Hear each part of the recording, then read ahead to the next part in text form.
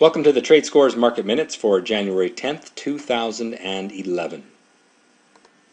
In this week's episode, we will start off with a look at the important charts, which really show that the buyers remain in control of the market. Next, I will talk a little bit in the Stock School section about how the market predicts and the media reacts. Finally, I will show you how to create a watch list in the Chart Watch tool of Tradescores.com. Alright, I am in the Chart Watch area of Tradescores.com. I'm going to go through the important charts that I like to keep track of each week, starting off with the Emerging Markets ETF, symbol EEM. And we can see here a market that has been in a trading range for the last 2 months or so, but in an upward trend over the last year. And right now we're just sort of stuck in this little range here, which is pretty normal given the gains that this market has made over the last 9 or 10 months. We are, in the last few days, coming down to the lower range of this sideways trading range. And so my expectation is we probably bounce back in the short term and move back up into here and stay in this sideways trading pattern. Next chart is the Canadian dollar, which has had a pretty good move over the last 2 or 3 weeks. And we can see here that the upward trend is in place. The buyers are in control, and that's evidenced by the rising bottoms on the chart. We had long-term resistance right about there, and that's really where we are stuck right now. But given the upward bias toward that long-term resistance, I think there is a good chance we break out on the Canadian dollar, although it may pull back in the short term back to the upward trend line before it makes that move. So it's something important to watch whether we can get through that resistance level on this, the ETF for the Canadian dollar, FXC. Next chart that I want to take a look at this week is the chart of gold. And gold, of course, has been the biggest mover over the last 2 years. It's been in a great upward trend. That long-term upward trend is still in place, and really we are a long way above it, leaving some room for a pullback. Now, the market has not yet broken down technically. We are in a sort of a consolidation pattern. I can draw that little ascending triangle. We've held short-term support right in there. And so as it stands right now, my expectation is the market will sort of wind sideways for a little while, ultimately getting back to this long-term upward trend line. Now, it is possible that we break down here and move back down to that upward trend line much more quickly. Now, that wouldn't be, say, necessarily a surprise, although I don't think it's the likely outcome. I think more than likely what we will see is this market just sort of continue in this little trading range here, building this ascending triangle. Probably takes a few weeks to get out of that pattern, but generally speaking, we can be cautiously optimistic with gold.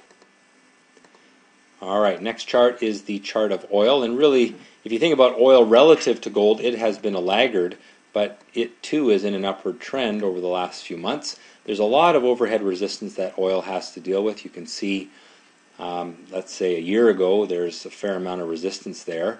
I think we probably can pull back into here, but ultimately we're going to move upward toward that long-term resistance. The trend is up, and so you should be optimistic about oil, although don't expect a strong run in the price of oil. The chart is of the US dollar, and you can see here that the long-term downward trend is still in place. We have falling tops over the long term.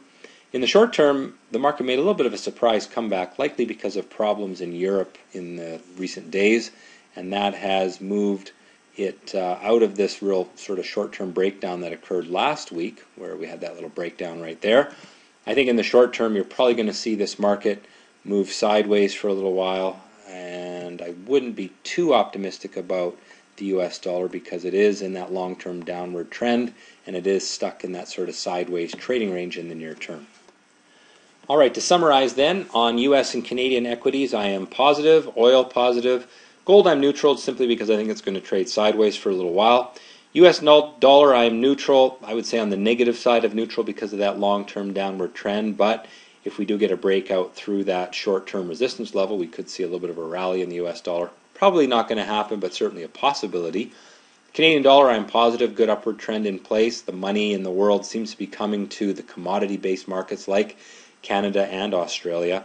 And the emerging markets are neutral. They have had a good upward run, but appear to be bound sideways in the near term. Alright, moving along, let's look at the Stock School section of this week's episode. I often say that the market predicts and the media reacts, and there was a real good example of that in today's market action. I was watching CNBC and they reported that Intel had settled its case with NVIDIA, essentially a sort of a licensing case where NVIDIA will get something like $1.5 billion in the settlement. That's great for NVIDIA, probably bad for Intel. But if we look at the chart of NVIDIA, you will see that the market began to predict this some time ago. Now, jumping back to Tradescores, we can see this. The pattern here is something called an ascending triangle, and it is essentially an optimistic pattern because we have rising bottoms on the chart. But it's also a pattern where confidence is building. You can see that the price volatility in this chart is diminishing over time, and that's a real good sign that investors are not only optimistic, but confident that this stock was worth $15 a share. Now, right in here, we see that important breakout. That's an abnormal bit of trading action in the market. Volume was not incredibly high, but stronger than certainly the previous couple of weeks. And the market really began to price in this news long before we heard about it in the media. And that's often the case in the market. We have to remember that there are people who follow these companies very closely. They know everything about those companies, and when they get a sniff or a rumor of something positive happening, you will tend to see them act in the market and the stock will trade abnormally. Now, it's important to make this distinction because as a trader, if we can focus in on those abnormal breaks from predictive chart patterns, just as NVIDIA did as 2010 came to a close, well, we can set up for some pretty good trading opportunities. In the case of NVIDIA, the stock moved from $15.50 to nearly $21 over the past 5 or 6 trading sessions, and you didn't need to know anything about what NVIDIA was doing. You just had to follow the message of the market.